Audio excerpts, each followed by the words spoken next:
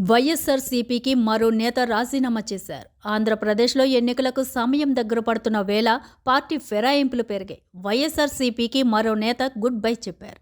Kurnool MP doctor Sanjeev Kumar వైసీపీని వీడుతున్నట్లు తెలిపారు. లోక్సభ సభ్యత్వానికి స్పీకర్ ఫార్మాట్లో రాజీనామా చేస్తానని వెల్లడించారు. బుధవారం విజయవాడలో ఏర్పాటు చేసిన మీడియా సమావేశంలో సంజీవ్ కుమార్ మాట్లాడుతూ అధికార వైఎస్ఆర్సీపీ పార్టీ మరియు సీఎం వైఎస్ జగన్పై సంచలన వ్యాఖ్యలు చేశారు.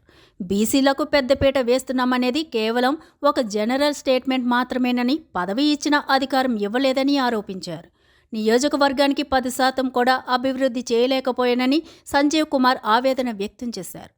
ముఖ్యమంత్రికి ఆయన చుట్టూ ఉండే కొంతమందికి దగ్గరగా ఉన్న వారికే పనులు జరుగుతున్నాయని ఆరోపించారు.